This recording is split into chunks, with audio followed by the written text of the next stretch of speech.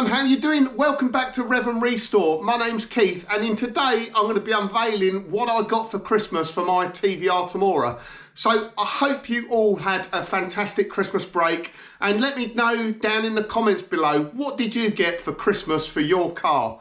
So for me, it's usually this time of year, it's always mini related stuff, and I think the family actually get a little bit bored of just buying me the same stuff year in, year out for the same make of car. So this year there was a bit of a variety, and I've obviously got the TVR Tamora. I took that for a ride just before Christmas, the previous video actually. It was only sort of 3 or 4 degrees, really cold, but it was dry and there was a little bit of sunshine, and it was lovely just to take it out for a drive because I hadn't driven it for about a month. So it's always debatable whether you keep the cars taxed over the winter or sawn them, but just for that one day where it's a cold, crisp morning, you know, there's no salt on the road, it's dry, you can go out and have a bit of fun. I really enjoyed doing that. So it's always difficult for my wife to choose Christmas presents for me, because generally as we go through the year, if I want something, I buy it. I don't generally wait, but this time, genuinely, there was something I wanted for the Tamora that I thought I will wait, put it on the Christmas list, and I'll get my wife to get it for me for Christmas. So there's one minor problem with the Tamora, and that's when you want to go on a long trip or take a bit of baggage and you've got the roof in the boot, there's not much room for anything else. The roof pretty much takes up the whole boot, and it's a real pain to get in and get out. When I bought this car, the guy actually had a solution for that, but I couldn't afford to buy it at the time, so he had some split roof panels that split in half, making it much easier to store in the boot. And the original roof panel on the car is fiberglass, and then it's cloth lined to match the rear window, the rear quarter section of the roof as well. So it looks like a cloth roof, but the roof is actually hard.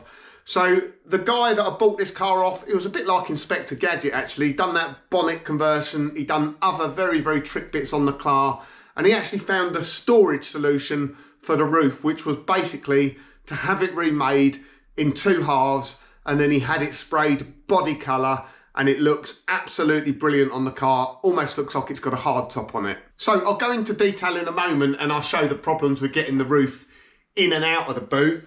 Here are the roof panels that I bought.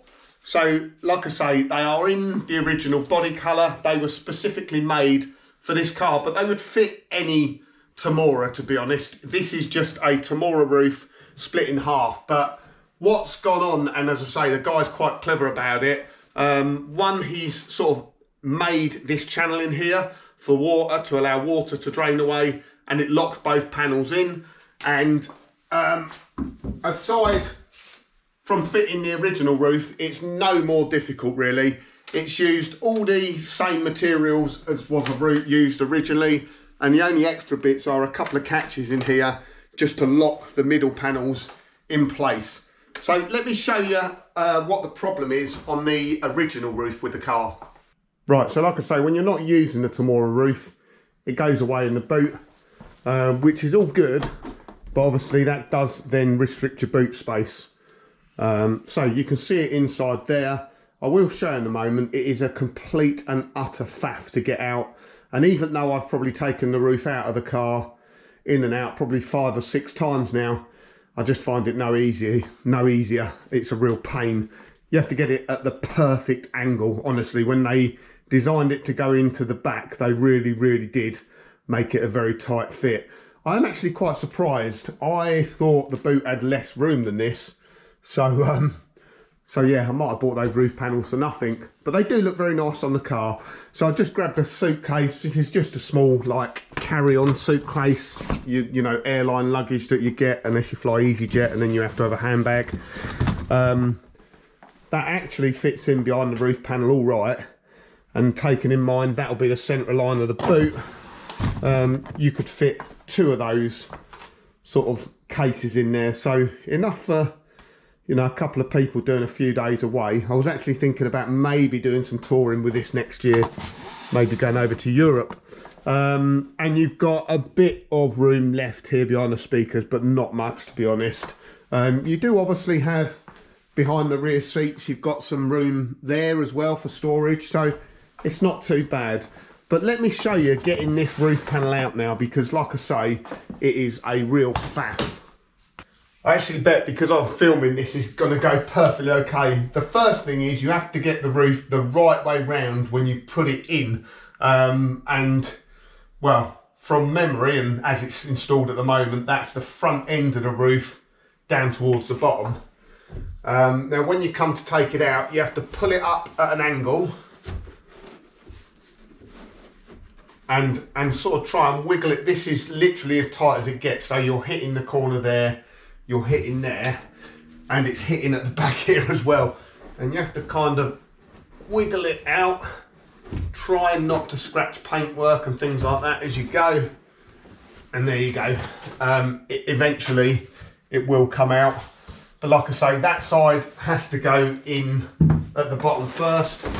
Let's just reverse it and try and put it back in again.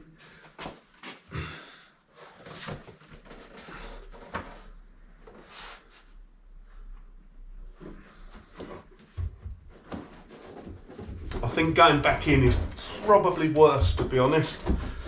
I actually made that look relatively easy. It can get quite frustrating, but if you try and force it, you're just going to damage paint. There's a few marks on there. It's not easy to do. Now let's try it with the other panels now and see if it's easier. And so with the new roof panels, they are much, much easier to fit into the boot. You do have to take a bit more precaution though, just because obviously they are painted, they're sprayed, so you don't want to damage the paintwork. So what we do is just fit a blanket in between the two, just to make sure they don't rub against each other. So it's the one panel in.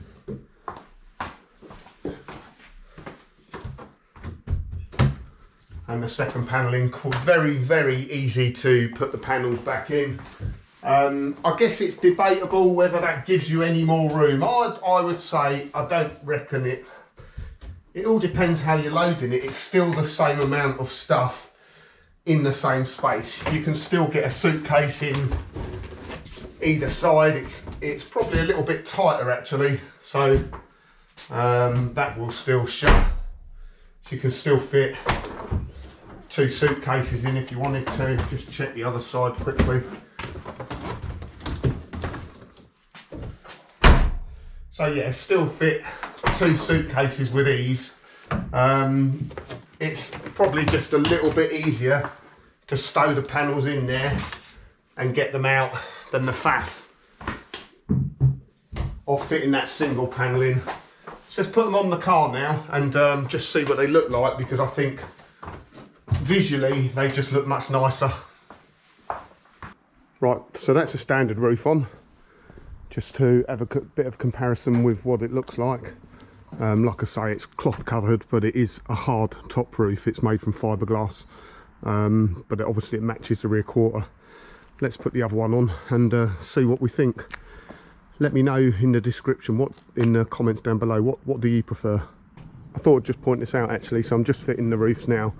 A little bit more fussy to fit, but as you can see down the middle there, we've got a channel that runs front to back, and that runs inside the front A pillar and the back, and allows the water to run away, because obviously you've got a split in the middle.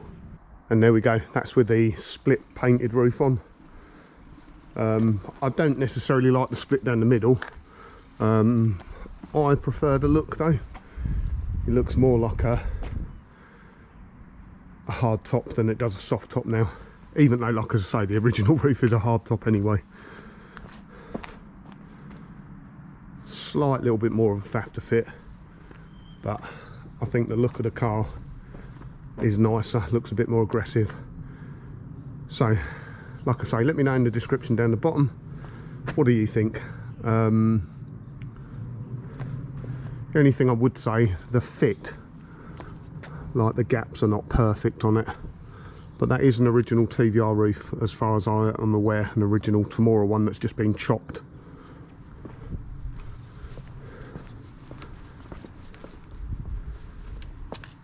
So yeah, what do you think? Waste of money, or a nice addition to have on the car.